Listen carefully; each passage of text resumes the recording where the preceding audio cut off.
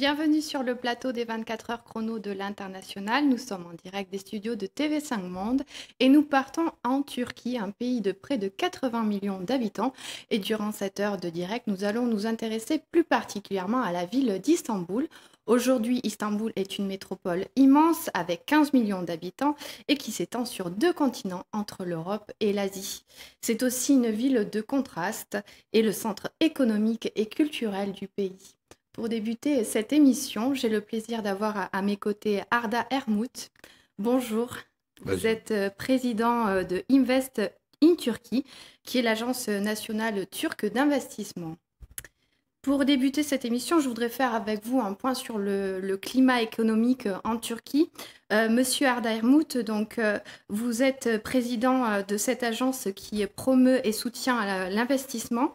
Vous êtes également rattaché au cabinet du Premier ministre de la République de Turquie. Selon vous, quels sont les atouts de la Turquie et qui font ses forces sur le plan économique?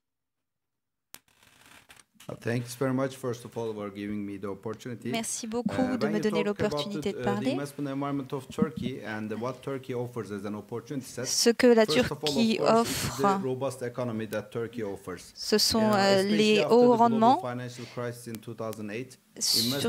Suite à la crise financière mondiale de 2008, la Turquie a réussi à devenir l'un des pays qui a suscité les intérêts des investisseurs mondiaux grâce à ses taux de croissance impressionnants et ses réformes financières.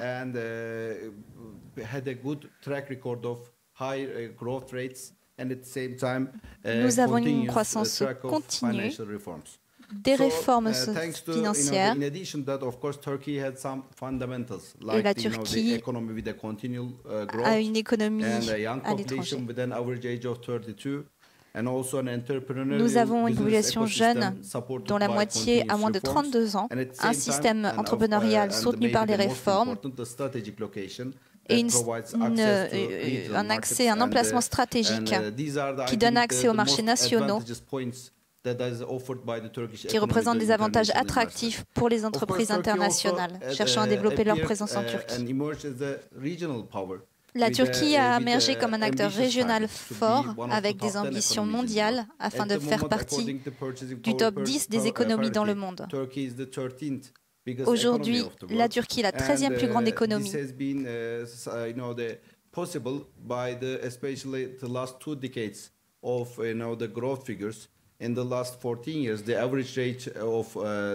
Qui atteint une croissance annuelle impressionnante de presque 6% sur les 14 dernières années. Le marché se développe à l'intérieur de nombreux centres urbains et ça a ouvert la voie à l'émergence d'une classe moyenne assez importante. En ce qui concerne les nouveaux centres urbains, ils sont au nombre de 20 à l'heure actuelle et ils regroupent plus d'1 million d'habitants chaque.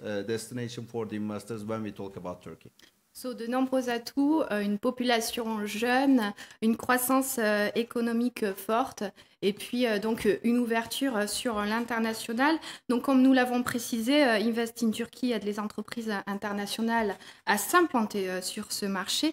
De quelle aide une entreprise française peut-elle bénéficier en arrivant? De quoi un Français a-t-il le plus besoin quand il arrive en Turquie?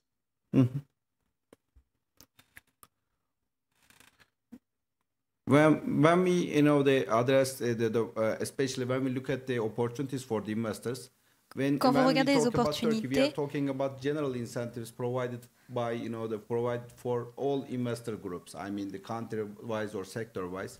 So when we look at for when we prioritize the investments, we are usually looking through the perspective of the needs of Turkey. I mean, when you look at the indicators in the last 2 decades, in every figure, maybe Turkey had a good record like that, but there are still 2 challenging points in Turkish economy. First of that is the current account deficit. We import more than we export. Nous avons des points de challenge dans l'économie. Imported sources. And the second challenging point is the low amount of savings. L'un des points est le taux bas d'économie. This is why we are trying to attract the investments that we really need. I mean, the investments that will be creating C'est pourquoi nous essayons d'attirer les investissements. Employment and at the same time know-how transfer, creating value for nous Turkish misons economy, sur les emplois. at the same time increasing the exports and decreasing the imports. Nous cherchons à améliorer les exports et à réduire les importations. That will be providing these meeting these the needs of Turkish economy is very welcomed by the Turkish economy and also incentivized by the Turkish government too. So, but of course, this story of the very attractive, attractively creating an investment environment, especially started in 2003 with the introduction of the new law for the foreign investments. Starting that date, we grâce à une loi sur les investissements étrangers directs en 2003, either Turkish or foreign, qui ont entraîné des traitements égaux pour tous les investisseurs, à la fois étrangers et nationaux, sans discrimination. Nous offrons des garanties telles que l'arbitrage international, la garantie des transferts de bénéfices et la protection contre la nationalisation.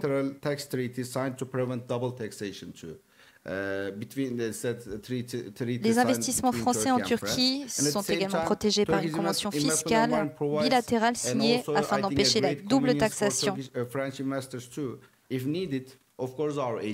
L'environnement d'investissement de la Turquie est très flexible pour les investisseurs français. En cas de besoin, l'Agence nationale turque d'investissement et d'autres institutions sont prêtes à aider toutes les entreprises françaises avant, pendant et après les investissements en Turquie. Leverage to create solutions for the investors, especially in the bureaucratic processes. So whenever it's needed, French investors can apply to our agency 24/7. Si besoin, les investisseurs français peuvent solliciter l'Agence nationale turque d'investissement. And at the same time, we can talk about, of course, a continuously updated incentive scheme based on the feedback come from the investors too. And in Turkey, now the French investors has a very strong, they also a presence. They are represented in a very strong way. They are always in very strong contact with the government officials, including our agency. So we are also getting the feedbacks from the French investors too, especially in the sectors that they are very active, like the automotive, Nous sommes très actifs dans certains secteurs, comme l'automobile. Incentive scheme to meet the demands of also the French investors in a better way. Donc, nous l'avons compris, les investisseurs français peuvent faire appel à vous s'ils ont besoin d'aide.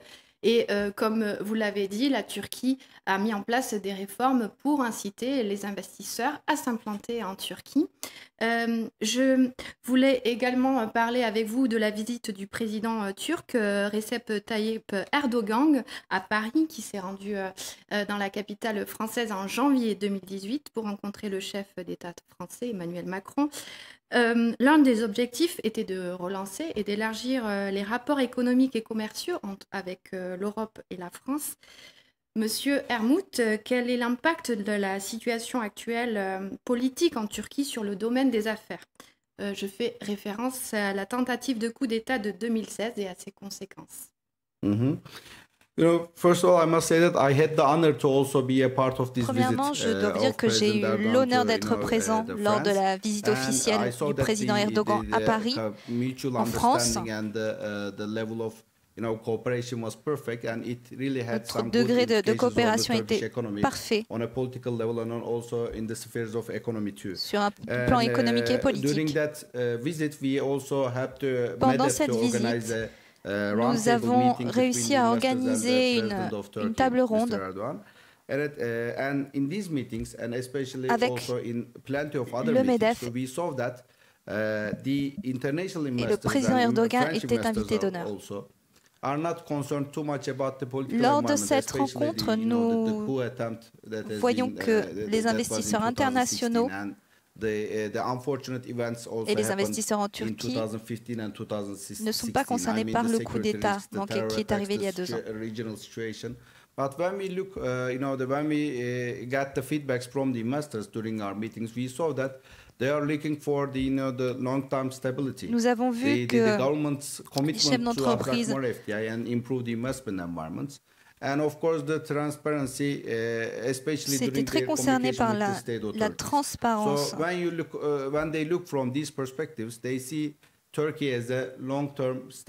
ils regardent sur le long terme, ils voient la stabilité, que le pays est devenu une île de stabilité pour les investisseurs internationaux, avec un haut niveau de sécurité durant les 2 dernières années.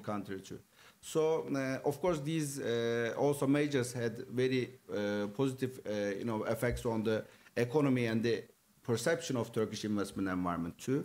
Thanks to that, now with the investors, when we talk about, about the investment environment of Turkey, we are talking about the numbers and the figures and the incentives rather than the security risks or safety risks or the regional situation.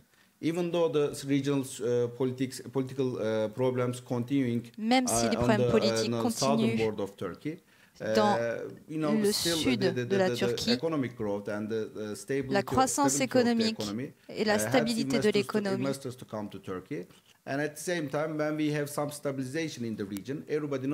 Et la stabilisation dans la région. Voici pourquoi ils prennent position.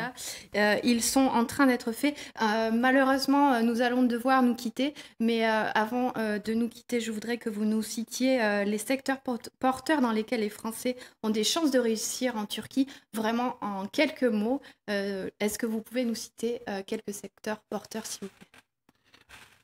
At the moment, there are more than 1,500 French companies in Turkey. À cet instant, il y a environ 1500 entreprises françaises en Turquie, dans différents secteurs.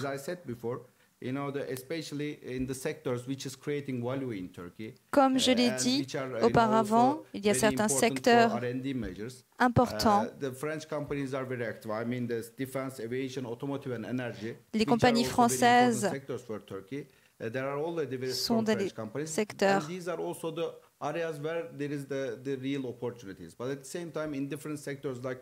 Dans d'autres secteurs, dans la machinerie, la production, il y a d'autres opportunités, beaucoup d'opportunités pour les investisseurs français.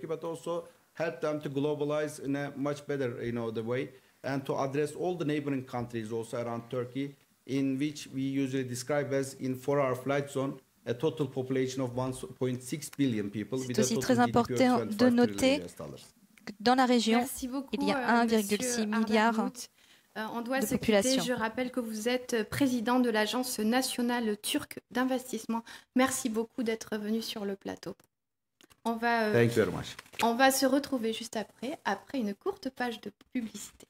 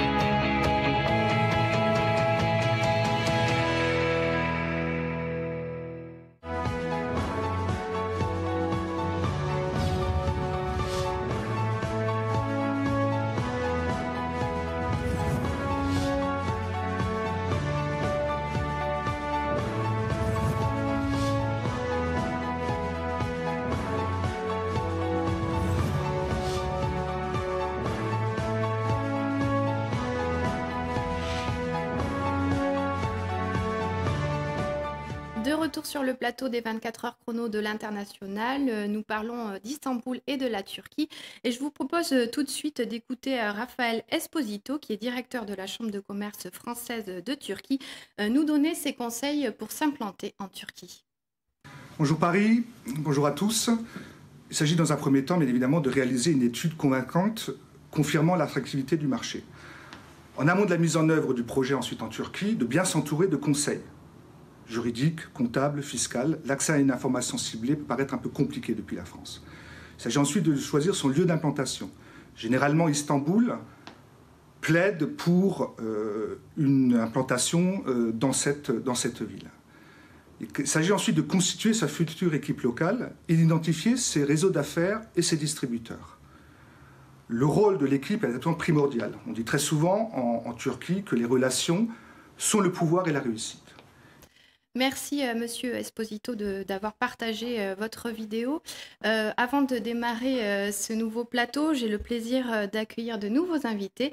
Ilker Onur, bonjour. Vous êtes directeur exécutif d'Aventis Consulting et également accrédité Stratexio, expert pays Turquie. Alors qu'est-ce que c'est Stratexio ? Alors, Stratexio est un programme organisé et créé par des organisations patronales et industrielles. Le but, former les entreprises françaises, les préparer et les emmener à l'international avec des experts à la fois en France et des experts pays comme nous en Turquie pour les accompagner. Donc, un des grands conseils qu'on donne, s'il vous plaît, stratexio.fr, l'organisme aujourd'hui qui emmène les sociétés à la formation internationale. Une aide à l'implantation. Avec moi également Alex Varlik. Bonjour, vous êtes fondateur de Georges Hôtel Galata, donc des hôtels qui sont implantés à Istanbul et partout dans le monde. En tout cas, on se développe, on essaie de se développer partout dans le monde, effectivement. Également avec moi Murat Poyraz. Bonjour, vous êtes Regional Manager de Via Direct. C'est ça. Et également avec moi, Adeline Masson, vous êtes cofondatrice de l'agence DDIP. Tout à fait. Et entre Paris et Istanbul. Oui, qui est une agence de digital qui est basée entre Paris et Istanbul et qui opère donc sur la France, la Turquie, l'Asie centrale et le Middle East. Alors, on a écouté Raphaël Esposito qui disait les relations sont le pouvoir et la réussite. Murat Poyraz, qu'est-ce que vous en pensez? Quand on s'implante en Turquie, est-ce que les relations sont le pouvoir et la réussite? Effectivement, je trouve que je suis complètement d'accord avec ce que Raphaël Esposito a précisé. Je trouve qu'aujourd'hui, pour pouvoir réussir en Turquie, lorsque vous voulez implanter votre entreprise, il faut s'appuyer sur un réseau déjà présent en Turquie, notamment pour les entreprises françaises, c'est de s'appuyer auprès des sociétés comme l'a précisé Ilker Onur, mais également auprès des instances, autorités françaises comme Business France, Chambre de commerce ou autres, et également exploiter tout le réseau de conseillers de commerce extérieur français qui sont là, qui vont forcément vous ouvrir des portes, effectivement.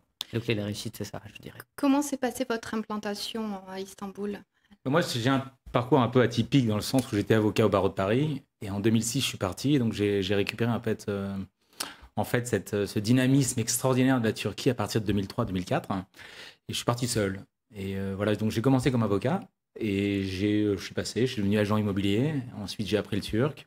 Et ensuite, j'ai créé ma première société en m'associant avec une chaîne de café turc qui s'appelait The House Café. C'était en 2007. J'ai créé donc le pan hôtellerie, des appartements, prestations de services, un peu comme Airbnb, mais 5 ans avant Airbnb. Et ensuite, une chaîne d'hôtels qui s'appelait The House Hotel. Nous avions 5 établissements. Et en 2011, donc, j'ai rebondi. J'ai créé le Georges Hôtel Galata avec mon associé, donc Kerim Camille. Et donc, c'est une chaîne de boutiques hôtels de luxe. Et donc, ça s'est fait de manière très pragmatique. Ça a l'air relativement simple. Adeline Masson, est-ce que vous avez rencontré des difficultés lors de votre implantation? Alors, je ne sais pas pour vous, mais je connais un petit peu Alex et tous les deux, on est deux entrepreneurs français, même si c'était franco-turc à Istanbul. Et on a un peu vu les histoires de Byzance. On a eu des hauts et des bas. Mais oui, Istanbul est une ville des extrêmes. Donc, on peut très bien réussir et puis tout perdre le lendemain. Mais sur du long terme, quand on regarde sur du long terme, il y a un potentiel qui est réel. Et après, il ne reste évidemment que les entreprises qui ont les reins un peu solides. Oui. Je vous propose de retourner voir Raphaël Esposito qui nous parle des règles qu'il faut respecter lorsqu'on recrute du personnel. Le marché du travail turc est très dynamique, fluide, voire même volatile, car les Turcs sont très souvent à l'écoute d'une opportunité. Le bouche à oreille, le networking, les réseaux sociaux, la cooptation fonctionnent très bien en Turquie car les PME ont encore du mal à outsourcer leur recrutement. Beaucoup de diplômés arrivent également sur le marché du travail sans réelle expérience en entreprise, car le stage n'est ni véritablement valorisé et n'est ni obligatoire. Les Turcs sont également très axés sur le court terme et leur motivation de changement est essentiellement liée à 2 critères, le salaire et leur image. Il existe également des différences de salaire importantes d'une entreprise à l'autre pour un poste ou un profil à peu près similaire. Il est également plus facile de trouver du personnel qualifié et anglophone dans les grandes métropoles comme Istanbul, Ankara, Bursa et Izmir. Enfin, l'accès du marché au travail pour les étrangers est compliqué, difficile, et surtout pour ceux qui ne maîtrisent pas la langue turque. Il existe des démarches administratives pour l'obtention du permis de travail et l'existence de quotas de salariés étrangers dans les entreprises. Est-ce que la question des quotas est un réel problème ? Oui, tout à fait. Aujourd'hui, la Turquie impose un quota d'un salarié étranger, de nationalité étrangère, pour 5 salariés turcs. Donc une obligation pour toute entreprise qui veut embaucher une personne étrangère, d'où la difficulté, comme l'exprime Raphaël. Vous embauchez du personnel local, étranger ? Dans l'hôtellerie, automatiquement, on a une grande partie de personnel local. Mon directeur général que je viens d'associer, Gerrit Kouas, lui-même est allemand et américain. Et on a trouvé très facile de récupérer un permis de travail. Tout est simple avec vous. En fait, c'est un pays très facile. Enfin, en tout cas, mon expérience personnelle, c'est effectivement un pays où il faut être résistant, il faut être résilient, il faut savoir rebondir. Mais c'est un pays où véritablement le gouvernement, le système rend l'entrepreneuriat beaucoup plus simple qu'en France. Voilà. Vous êtes d'accord, Murat Poyraz ? Oui, complètement d'accord, mais j'aimerais quand même aussi rebondir par rapport à l'emploi. Je pense qu'il y a une formule sur laquelle on peut inciter les entreprises à adhérer, notamment la formule de VIE, qui fait appel justement à un système sous forme de CDD qui va exonérer d'impôts les entreprises françaises qui vont à l'export. Et aujourd'hui, en Turquie, c'est une formule qui est très utilisée par les entreprises françaises et qui marche pas mal et qui est en fait vraiment, je pense, un vrai levier avant même d'embaucher des salariés locaux. Quand une entreprise française vient en Turquie, devrait vraiment faire appel à cette formule-là pour tester le marché pendant une durée d'1 an ou de 2 ans. C'est une formule qui marche très bien. Mais il faudrait rajouter aussi un point très important. L'embauche des VIE, s'ils sont français, ne change pas la problématique des quotas. Par contre, beaucoup d'entreprises françaises embauchent des VIE franco-turcs. D'où le succès aujourd'hui des VIE en France. D'ailleurs, nous avons 2 personnes franco-turques sur ce plateau. Je ne l'ai pas mentionné, mais Alex Varlik, vous êtes franco. 3. Et 3, exactement.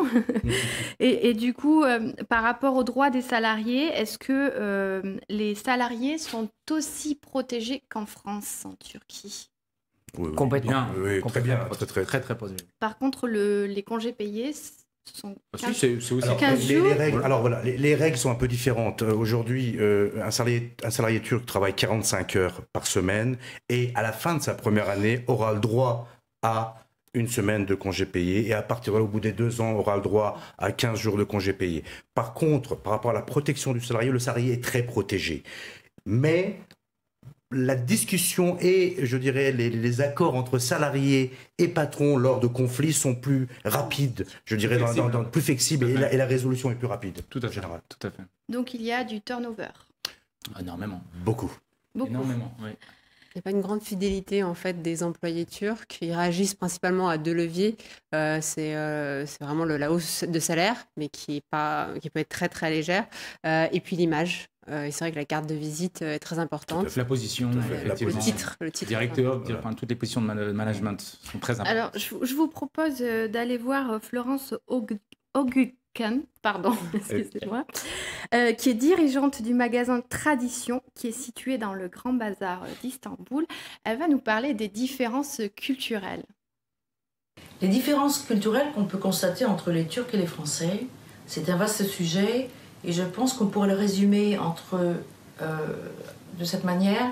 Je pense que c'est un combat entre le traditionnalisme familial, social et sociétaire des Turcs et leur modernisme. ce combat, on le sent tous les jours, mais pour donner quelques exemples, je pense que c'est une grande admiration de l'Europe et en même temps une méfiance envers elle. Entre l'islam et la laïcité, entre un État très puissant et un affairisme puissant, et tous ces combats un petit peu quotidiens entre l'État kémaliste, l'armée et une envie de sortir un petit peu de ce système. Donc il y a toutes ces valeurs qui font que tous ces paradoxes sont très très intéressants et c'est vraiment un pays très riche de variétés et d'interrogations quotidiennes. Vous souhaitez réagir à cette vidéo ? Oui, Florence a tout à fait raison et on voit l'évolution aujourd'hui où les Turcs sont entre cette Europe et cet Orient, si j'ose dire, avec ces 27 cultures et ethnicités et cette évolution culturelle où ils sont un peu coincés entre ce côté d'être européen et ce côté culturel qui est fort. C'est ainsi que vous vous sentez ? On a donc 3 profils franco-turcs. Comment vous sentez-vous, par exemple, en Turquie, vous qui avez grandi en France ? C'est ça, j'ai grandi en France. Ça fait 4 ans que j'habite à Istanbul. J'ai eu un petit problème d'adaptation, effectivement, parce que pendant 6 mois, 1 an, parce qu'au final, je suis issu de l'immigration. Mes grands-parents sont partis en France dans les années 70, donc j'ai assimilé cette culture française, mais également la culture du village de mes parents. Et quand vous venez en tant que franco-turc à Istanbul, vous êtes très vite perdu parce que la culture en fait à Istanbul, avec le mélange qu'il existe, est complètement différente de la culture d'Adana, d'Ankara ou de Trabzon. C'est vraiment Istanbul, il faut le mettre à part. Et effectivement, j'ai eu une certaine période d'adaptation en tant que franco-turc, mais maintenant tout va très bien. Donc, Oui, c'est clair, mais ça dépend des profils aussi, parce que moi personnellement, ma mère est française, mon père est turc, donc j'ai vraiment pas senti, j'ai pas de problème d'adaptation. Donc vous parlez turc également, ce qui peut aider. Je l'ai appris là-bas, en fait, ça n'a pas été simple. D'ailleurs, il n'est pas très très bon en turc, mais j'arrive à m'exprimer. C'est pas une langue difficile. Non, c'est une langue plutôt simple. C'est peut-être moi qui étais très très feignant, ou finalement j'avais peut-être un problème. Mais honnêtement, voilà, j'ai réussi à apprendre la langue, mais c'est vrai qu'en tant que mère, ma mère française, papa turc, j'ai un peu le meilleur des deux cultures, dans le sens où en Turquie, ils me considéraient que j'étais finalement du pays, donc le père est turc, donc c'est bien, on va respecter, on peut faire des affaires avec toi, on peut s'associer avec toi, ce qui est plutôt sympathique. Et en même temps, la maman française, avec un prénom qui s'appelle Alexandre, c'est plutôt sympa, c'est exotique. Donc en fait, j'ai un peu les côtés positifs des deux côtés. Je ne sais pas si c'est le cas pour les deux parents turcs et un retour au pays. Adeline Masson, vous disiez les Turcs sont pragmatiques, les Français conceptuels, et du coup, ça donne quelque chose de très constructif quand on fait des affaires avec eux. Alors, globalement, je pense que les Français et les Turcs s'entendent bien ensemble, ce qui n'est pas forcément le cas en business des Allemands, parce qu'il y a beaucoup de points entre l'Allemagne et la Turquie, mais malheureusement, au niveau business, je pense que c'est peut-être moins facile culturellement de se comprendre. Donc oui, la France est entre l'Europe du Nord et l'Europe du Sud, et c'est vrai qu'on dit souvent que Istanbul est entre l'Orient et l'Occident, et c'est vrai qu'on est un peu sur la même longueur d'onde. On a une relation qui est basée de manière cognitive, mais également affective. Mais par contre, les Français, oui, c'est le pays des Lumières, c'est le pays du rationalisme. On est très conceptuel, alors que les Turcs sont beaucoup plus pragmatiques, beaucoup plus sur la créativité ex nihilo, et très flexibles, très réactifs. Et plus dans le test and learn, et moi qui suis dans le digital, c'est vrai que c'est une mentalité du coup qui correspond bien à ce secteur. Alors la Turquie souffre encore d'une fausse image, d'une mauvaise image en France. Je voudrais qu'on aborde la qualité de vie à Istanbul. Faites-nous rêver avec le Bosphore. vous avez la vue sur le Bosphore, je crois, depuis votre lieu de travail. J'ai la chance d'avoir des bureaux sur Gümüşsuyu, avec la vue sur le Bosphore. Et donc c'est très très agréable effectivement de travailler avec une belle vue comme celle-ci. Vous voyez passer tous les bateaux, vous avez tous les oiseaux qui passent devant la vitre où je travaille. Effectivement, c'est très très agréable. Istanbul, c'est une très belle ville, personne ne veut dire le contraire. C'est une ville magique. La question de la sécurité ne se pose. Alors ça, c'est un point important. Istanbul est la ville la moins délinquante d'Europe, des capitales européennes. Donc c'est un point à souligner. Et la mendicité, elle est une mendicité dans les rues qu'on va trouver qui est des Roms et aujourd'hui qui est nouvelle avec les Syriens. N'oubliez pas 3 millions et quelques de Syriens, mais d'un point de vue sécurité, bien sûr, il y a des quartiers, vous n'irez pas vous balader à pied, moi je le dis en tant que Turc quand je suis en Turquie, et par contre, d'un point de vue se balader à Taksim ou se balader dans les lieux commerciaux, si j'ose dire, et touristiques, le risque est quasiment nul. Comment vous expliquez donc que la Turquie souffre encore d'une mauvaise image? En fait. Le problème, c'est que ça avait été réparé. C'est que l'image de la Turquie avait été réparée complètement jusqu'à 2015 et que malheureusement, on a vécu... Et ce que beaucoup de gens ont ignoré en Europe, ce qui est un peu triste, c'est-à-dire on a eu une vingtaine de bombes, d'attaques à la bombe sur le territoire turc en moins de 12 mois, une tentative de coup d'État militaire. Je ne connais pas beaucoup d'États qui auraient pu finalement rebondir sur ça. Et finalement, nous, on a plutôt bien rebondi, on a réussi à rebondir, le pays a rebondi.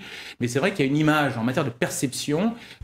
L'Europe considère que la Turquie est dangereuse, alors qu'il n'y a pas de problème sécuritaire depuis 12 mois, au moins 14 mois. Alors là, il y a un point qu'il faut souligner, et tu as absolument raison, c'est que la Turquie a vécu quelque chose de terrible. Il y a eu un coup d'État. Ce coup d'État a été mal compris en Europe et dans l'Occident. Le gouvernement a réagi avec ce qu'on appelle les purges, qui à plus de 50% ont été un peu, je dirais, sont soutenus par le peuple. Et les Turcs ont été très très touchés. Pour la première fois, l'armée turque a tué le peuple turc. Donc ça, c'est un point important où aujourd'hui, effectivement, tout ce qui a été fait par derrière n'a pas été compris par, je dirais, l'Europe. Ah non, ce que je veux dire, c'est qu'en fait, ça c'est derrière nous. Donc il ne faut pas parler, le passé c'est le passé. Je pense que la Turquie, elle s'est restabilisée. Et l'image, pour rebondir sur votre question, c'est qu'en fait, l'image avait déjà été réparée finalement à partir de 2003-2004. C'est un peu retombé, on va se reconstruire, on est en train de changer la perception. C'est très important de communiquer, c'est ce qu'on fait aujourd'hui. C'est aussi le problème que les Français, par exemple, ne savent pas d'où viennent les Turcs. Ah bah ça, c'est un problème d'éducation, mais ça, il faut changer les manuels scolaires en France. Non, c'est beaucoup plus, ça va prendre plus que 35 minutes sur un plateau. Pour reparler de François Ier et des relations ottomanes, il faut commencer déjà plus par que là. Ça, je pense que ça va commencer sur les manuels scolaires. Il ne faut pas résumer l'Empire ottoman, donc 600 ans d'empire à deux phrases. Je pense qu'il y a un vrai problème au niveau de l'éducation nationale, et tant qu'on n'a pas changé ça, ça va être difficile. Ce ne sera pas un plateau de télévision et une bonne discussion qui va changer ça. On peut quand même dire quelques mots. En tout cas, la qualité de vie, c'est quelque chose qui vous plaisait à Istanbul quand vous êtes arrivé à Adeline Masson? Oui, mais surtout quand on est jeune, comme toi. Mais c'est aussi une ville magique. Je pense qu'il n'y a pas une seule personne, notamment des Français, une fois qu'ils sont à Istanbul, qui ne sont pas tombés amoureux d'Istanbul. C'est une ville mystique. C'est très, très dépaysant. Vous pouvez nous décrire un petit peu la ville d'Istanbul, séparée entre ces deux continents?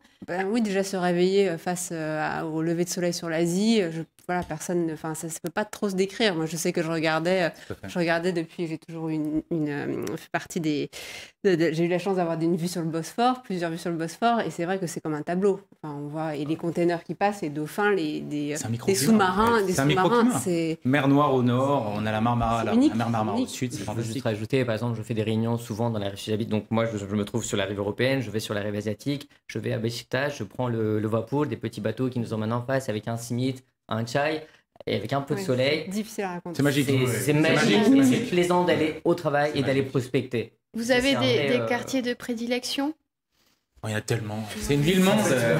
C'est 80 km, c'est 65 km d'est en ouest. Donc aujourd'hui, il y a des nouveaux centres qui ont été créés dans tout cet environnement. Effectivement, il y a les centres historiques, Beyoğlu, Teşvikiye, etc. Mais on va avoir des nouveaux centres, que ce soit en Asie ou que ce soit en Europe. Pour sortir, par exemple, pour faire la fête? Il y a énormément des quartiers. C'est là presque partout, on va dire maintenant. Oui, maintenant, tout ce qui est un peu la côte aussi, à partir de Ortaköy, Bebek, Karaköy, mais maintenant, les petites rues de Beyoğlu, les quartiers comme Nişantaşı, Arnavutköy. Écoutez, maintenant, c'est... En ce moment, Karaköy bouge ça bouge beaucoup et c'est extraordinaire, c'est très dynamique. Vous avez 60% de moins de 30-35 ans, c'est très dynamique sur une ville de 15 millions d'habitants. Pour trouver un logement, est-ce que c'est compliqué? Ça dépend des standards. Oui, ça va. Je veux dire, on trouve très facilement. Tout dépend après, mais on trouve assez facilement. L'immobilier avait quand même beaucoup monté à un moment. Exact. C'est devenu le New York de l'Orient, y compris au niveau. C'est assez spéculatif. Ça s'est un peu régulé, mais les loyers sont encore assez élevés d'une manière ou d'une autre. Un appartement décent, on va parler de entre 1700 et 2500, 3000 liras, qui est donc divisé par 4,70 calculé. Donc on est sur on est sur du 400 à 800, 900, 1000 euros par mois. Donc c'est pas si accessible en même temps, parce que si vous voulez un bel appartement, ça va vous coûter 2500-3000 liras, mais en même temps, vous pouvez voir le Bosphore. C'est pas les prix parisiens, mais on est proche des prix lyonnais, disons. Si pour donner une... Oui, effectivement. Lyon sera service de Mourège. Et au niveau du coût de la vie, c'est aussi à Lyon que vous compareriez Istanbul. Ça dépend. Vous vivez. Vous vivez comme un Turc, on peut très bien vivre. Aujourd'hui, vous pouvez vivre avec 2000 lires. Voilà. On voit des Turcs qui vivent bien. Ils vivent avec 2000 lires. Par contre, où vous habitez, vous allez vivre avec 10 000 lires et ça va peut-être pas suffire. Ça dépend des communautés aussi, parce que finalement, on peut traîner dans des restaurants un peu chics et en fait, ça va vous coûter, je sais pas... Plus cher qu'à Paris. Voilà, attention, on parle de comme un Parisien. Il y a un standing très élevé à Istanbul. Il faut pas se mettre... Voilà, c'est pas une ville très exotique, c'est une ville qui est très avancée, qui est très sophistiquée, qui est très avancée en matière de design, de gastronomie. Et donc finalement, on arrive sur des prix qui sont assez similaires à Paris. En tout cas, avec Adeline, on se connaît depuis quand même 8 ans, 9 ans, on va à peu près aux mêmes endroits. Et c'est vrai que de temps en temps, c'est pas donné, mais voilà, ça a un coût, c'est Istanbul. Alors, je vous propose de continuer cette émission, mais tout d'abord, on va regarder une vidéo de Natasha Seker qui va nous parler du système de soins en Turquie. Istanbul est une ville immense qui s'étend sur 2 continents, l'Europe et l'Asie, traversée par le Bosphore.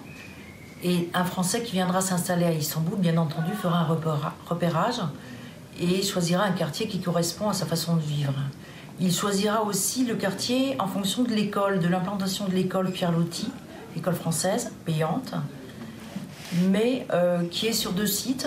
Donc le premier site qui regroupe les maternelles jusqu'au CE2, compris, est à Beyoğlu. Beyoğlu est un quartier central, avec plein de commerces de proximité, des bars, des cinémas, très vivants, un quartier un peu bobo, qui est très souvent choisi par les étrangers et les Turcs de bon niveau, parce qu'il y a une vie de quartier et animée le soir. Si les enfants sont plus grands, le Français qui s'installe choisira plutôt le quartier de Tarabya, qui est un petit peu plus excentré, plus une banlieue résidentielle. Tarabya et sa région, bien entendu, qui sont des petits villages les uns à côté des autres. Ce sont des quartiers beaucoup plus boisés, beaucoup plus résidentiels, beaucoup plus calmes le soir, donc qui convient très bien avec une vie de famille tout à fait agréable. De retour sur le plateau des 24 heures chrono de l'International, on vient d'entendre la description des quartiers d'Istanbul, mais tout de suite, je vous propose de revenir vers le système de soins en Turquie. Je voulais vous parler du système de santé en Turquie. Je ne conseille pas particulièrement les hôpitaux publics qui sont en général bondés.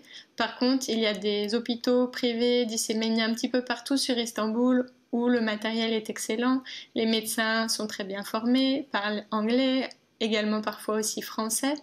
C'est vrai qu'il n'y a jamais, voire peu d'attente quand on veut prendre un rendez-vous chez l'ophtalmologue, le dentiste, et même en urgence la nuit. Avec un enfant, on attend rarement plus de 20 minutes, donc ça c'est très positif. Le côté négatif, je dirais que les consultations sont chères, donc il vaut mieux avoir une assurance privée ou la CFE pour se faire rembourser les soins. Au niveau négatif également, on se demande parfois si les examens complémentaires qui sont prescrits sont toujours réellement justifiés ou si ils ne sont faits qu'à but purement commercial. Le système de soins en Turquie, plutôt performant, Adeline Masson? Personnellement, je n'ai pas une très bonne expérience, mais je pense que c'est comme quand on est à l'étranger en général, c'est que c'est difficile quand c'est pas sa langue, c'est difficile quand on n'a pas le réseau forcément. Après, il y a des hôpitaux privés qui en effet, en termes d'équipement, comme disait votre témoignage, sont excellents puisqu'ils investissent beaucoup parce qu'ils ont beaucoup d'argent. Mais du coup, il faut une bonne mutuelle également pour pouvoir suivre. Voilà. Mais c'est vrai qu'il y a 2 vitesses quand même. Ça a aussi beaucoup changé. Il faut rajouter un point, et je suis entièrement d'accord avec toi, c'est que aujourd'hui effectivement on a les hôpitaux privés qui répondent bien aux besoins des étrangers. Il faut la mutuelle privée, qui est chère aussi. Par contre, il y a une réalité. Aujourd'hui, la santé, c'est le grand chantier en Turquie. On appelle ça les hôpitaux, les villes-hôpitales. Donc, ce sont des projets privés, publics, des partenariats privés-publics. Donc, des investissements très importants qui ont modernisé le système de la santé, à la fois en termes d'accueil, d'équipement, mais à la fois aussi en termes de technologie. Il ne faut pas oublier, la Turquie s'améliore beaucoup. Aujourd'hui, le système de santé est gratuit en Turquie et accessible à tous. Alors, c'est la fin de cette émission, mais avant de terminer, je voudrais un message d'encouragement pour inviter les Français à venir en Turquie. Est-ce que vous pouvez nous décrire les délices culinaires de la Turquie? D'abord, on parle d'Istanbul, on parle des mezés, on parle des petits restaurants, des méhanés. On boit du raki et on Qu'est-ce que c'est le raki? Le raki, c'est l'alcool national. C'est l'ouzo. C'est comme de l'ouzo un peu moins sucré. C'est l'ouzo turc. Et ça se sirote. Et donc les mezés sont des petits plats comme des tapas, l'équivalent des tapas. Et en fait, c'est extraordinaire. Beaucoup à base végétale quand même, légumes. Plats différents. Et c'est vrai que... Et qu'on partage, c'est surtout l'expérience en fait qui est sympathique et une nouvelle habitude de consommation d'ailleurs qui commence à arriver en France. Hein. Ça se partage. Donc c'est pas entrée plat dessert. Moi par exemple, dans mon hôtel, j'ai un restaurant au dernier étage avec la vue sur le Bosphore et on sert en fait cette nourriture. Donc c'est mezé avec du raki. Et c'est vrai qu'avec la vue du Bosphore et cette gastronomie, c'est extraordinaire. Et il ne faut pas oublier que la Turquie a de très très bons vins et reconnus mondialement. Et en termes de pâtisserie? Des baklava, énormément de pâtisseries. Effectivement. Je pense que c'est la base. Non, mais la première année, j'en ai énormément mangé, puis j'ai vu l'impact que ça avait sur moi, j'ai arrêté quand même.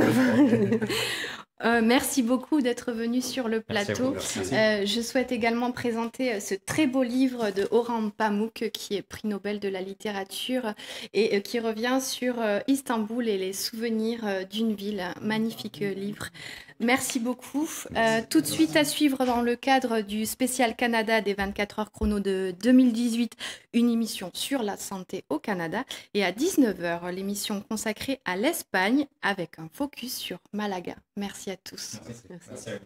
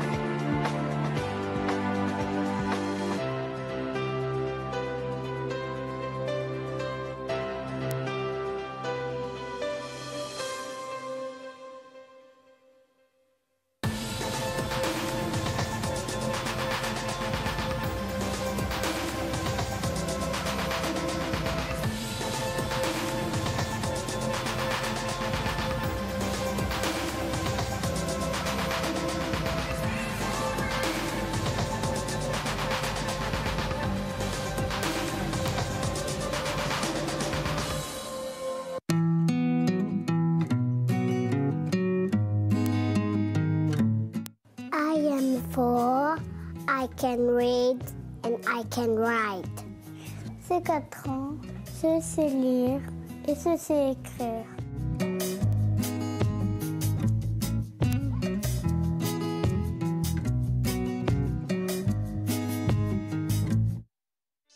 Bonjour à tous. Vous résidez hors de l'Union européenne ou dans les dom-toms. Alors découvrez l'expérience Renault Eurodrive de transit temporaire. Vous savez, les plaques rouges. Pour commander et réserver votre véhicule, 2 possibilités s'offrent à vous. Vous pouvez le commander auprès d'un agent local ou le réserver en ligne sur notre site internet. Avec Renault Eurodrive, vous bénéficiez de la gamme la plus large et la mieux équipée du marché. Voilà, Renault Eurodrive, c'est une voiture neuve hors taxe, un service premium tout compris et des équipes dédiées qui mettent tout en œuvre pour que vous profitiez au maximum de votre voyage. Renault Eurodrive, c'est vraiment l'Europe en toute sérénité.